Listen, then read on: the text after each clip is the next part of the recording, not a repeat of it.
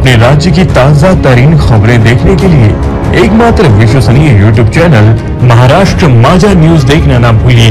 राजनीतिक गलियों की हलचल, व्यापार में उथल पुथल, अपराध जगत की गतिविधियाँ, फिल्मी जगत पर्दे के पीछे की कहानियाँ, खेल जगत से जुड़ी सभी खबरें, भ्रष्टाचार की पोल खोलने वाला एकमात्र यूट्यूब चैनल महाराष्ट्र माझा। यदि आपके क्षेत्र में कोई समस्या हो तो तुरंत हमारे व्हाट्सएप नंबर 9372528875 पर संपर्क करें। हमारी कोशिश रहेगी आपकी आवाज संबंधित अधिकारी तक पहुंचाने की। महाराष्ट्र माझा न्यूज चैनल को लाइक, शेयर और सब्सक्राइब। मैं मूलतः गांव चौकड़ा पोस्ट औता, परगना खैरागढ़, डिस्ट्रिक्ट मेजा रोड, जिला प्रयागराज, उत्तर प्रदेश का निवासी हैं।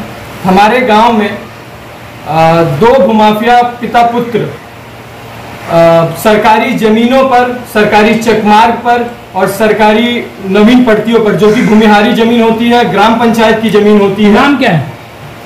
दोनों पिता पुत्र का नाम है हौसला प्रसाद राम शिरोमणि मिश्रा और उनके बेटे संतोष हौसला प्रसाद मिश्रा, जो कि अपने आप को एक वकील बताते हैं, जो कि जाली वकील है। अभी तक उनका कोई प्रैक्टिसिंग वकील नहीं है और इसी के दम पे वो अपने कनेक्शंस के बेस पे और अपनी गुंडागर्दी और अपनी धांधली, राजस्व विभाग के धांधली और पुलिस प्रशासन के साथ धांधली के बल पर हमारे गांव में जगह जगह पर जहां जहां उनकी जमीन है वहां पर वो सरकारी चकमार्ग, सरकारी जमीन और ग्राम पंचायत की जमीन पर लगातार कब्जा करते जा रहे हैं। उससे बढ़कर भी पहले इनका मोडस ऑपरेंडी कैसा है कि पहले सरकारी चकमार्ग पर कब्जा करते हैं, उसके बाद उससे आगे, जैसे अभी एक जमीन और दूसरी जमीन के बीच में सरकारी चकमार्ग जाता है कि फैसिलिटी देने के लिए सरकार ने ये कर रखा है। पहले चकमार्ग पे कब्जा करेंगे, उसके बाद जिसकी भी गांव में जमीन है उस पर कब्जा करेंगे। ये इनका एक तरीका है और ये हमारे गांव में एक भूमाफिया का बहुत बड़ा कहर इन्होंने बरपा रखा है। किसी की भी जमीन, किसी का भी कब्जा करते हैं और सीधा बोलते हैं जब मैंने सरकारी चकमार्ग कब्जा कर लिया है, सरकार और राजस्व विभाग, पुलिस प्रशासन मेरा कुछ नहीं कर सकता है, तो तुम मेरा क्या कर लोगे, तुम मेरा कितना कंप्लेन करने जाओगे, क्या कर लोगे। हमने इसके खिलाफ 2016 से हमारी लड़ाई चल रही है, बट 2016 से मैं 10वां महीना 3/10/2023 से लगातार उत्तर प्रदेश के जन सुनवाई पोर्टल और मुख्यमंत्री योगी आदित्यनाथ द्वारा स्टार्ट किए गए एंटी भूमाफिया पोर्टल और केंद्र के CP grams, centralised public grievance redressal and monitoring system, इसके ऊपर लगातार कंप्लेन कर रहा हूं। पर मैं आज आप लोग के बीच में इसलिए आया हूं क्योंकि इन सब पे जो भी मैं कंप्लेन कर रहा हूं उसका आज तक कोई निवारण नहीं हुआ है, कोई सुनवाई नहीं हुई है। जैसा कि हम लोग ने पहले सुना था, सोचा था कि ये सब पोर्टल्स पे कंप्लेन करने से सरकार आपका सुनती है, कार्रवाई होती है, परंतु जब अब मैं इतने कंप्लेंट्स 12 से 13 कंप्लेंट्स करने के बावजूद कोई निवारण नहीं हुआ, सिर्फ निस्तारण, डिस्पोज ऑफ करते हैं ये मैटर। ये जो चक्रोड है कितना लंबा और कितना चौड़ा है, जरा उसके बारे में चक्रोड के बारे में बताइए। ये जो दो चक्रोड जो कि जिनका मेरे को नाम, नंबर और एरिया पता है अभी, वो है चक्रोड नंबर 271, रकबा 0.460 हेक्टेयर और चक्रोड नंबर 267, रकबा 0.1770 हेक्टेयर। ये दो चकमार्ग पे कब्जा है और एक नवीन पड़ती जो कि ग्राम पंचायत की जमीन होती है 268, रकबा 0.012 हेक्टेयर पे इनका कब्जा है। एक तहसील में आप इसकी चक्रोड की शिकायत की, क्योंकि चक्रोड जो होता है सार्वजनिक होता है, सरकारी संपत्ति होती है, तो ऐसे में अगर वो चक्रोड को कब्जा करते तो गांव के लोग, ग्राम प्रधान, तहसीलदार, इन्होंने क्या कहा, अब तक क्या कार्रवाई की? सर, मैंने 2016 में इसके खिलाफ मई में हमारा ये जब इन्होंने कब्जा किया तो हमने मई में इसका कंप्लेन किया तहसीलदार कानून को लेखपाल के पास, जिसके बाद 15/5/2016 को। आपकी तहसील कौन सी लगती है? हमारी मेजा तहसील है।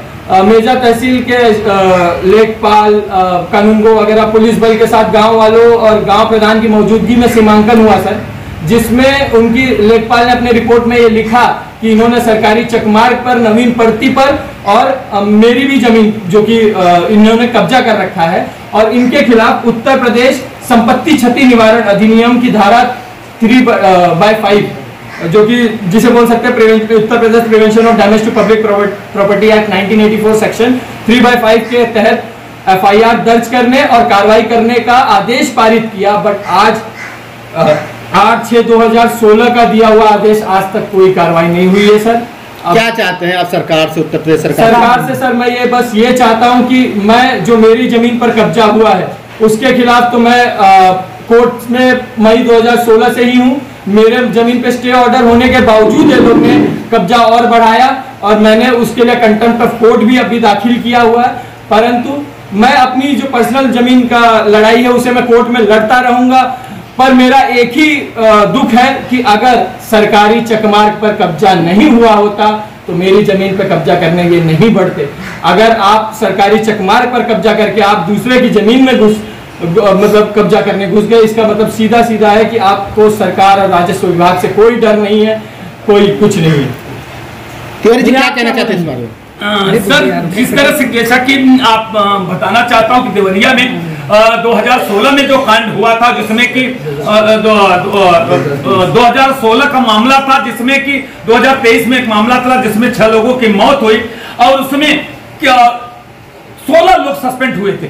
मैं यही साथ अगर इसी तरह का निवारण होता है, अगर कायदे से निवारण किया गया होता, कायदे से करो तो आज वहां पे मौत। आज इस तरह के मैं आपको कुछ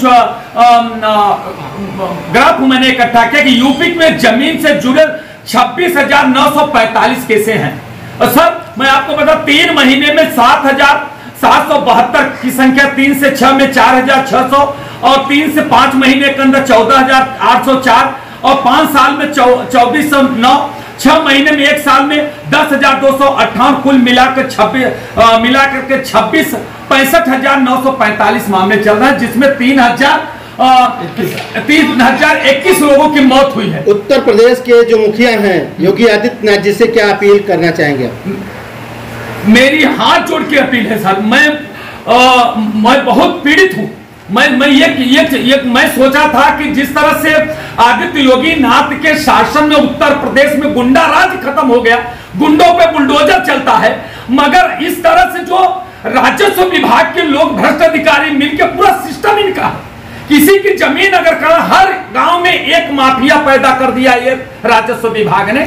उनको बाकायदे सिस्टम से उनको बाकायदे तैयारी की जाती है, आप इतने तारीख को इतने दिन में आप जमीन कब्जा करेंगे, उस समय बाकायदे महिलाओं को आगे किया जाता है। और अगर कोई अपनी जमीन को रोकने के लिए भाई हमारी जमीन है तो उनके ऊपर बाकायदे FIR मामला दर्ज किया जाता है और छेड़खानी से तरह तरह के आरोप से मामले दर्ज, जिसमें वो लोग पीड़ित हो जाता था। भय से आदमी भय हो गया। ये मेरा नहीं कहना, सब जगह कोई ऐसा दरवाजा नहीं हो, चाहे उत्तर प्रदेश का कोई सिस्टम हो, हर सिस्टम का दरवाजा मैंने कहा महाराष्ट्र जो यहाँ भी फिर भी उसके बावजूद भी एक जगह भी मुझे न्याय नहीं मिला। मैं बहुत पीड़ित हूँ, बहुत परेशान। मैं यही सोचता हूँ कि जब एक पत्रकार जो कि हर जगह आप जैसे अपने पत्रकार बंधु भाइयों से मिलकर के हम अपना दूसरे की समस्या का निवारण करते हैं और लड़ाई लड़ते हैं, आज मजबूर होकर के पूरी मीडिया समाज के सामने आज मुझे मुंह खोलना पड़ रहा है कि जब पत्रकार के साथ ऐसा हो सकता है तो आम आदमी को क्या वो सरकार न्याय देगी?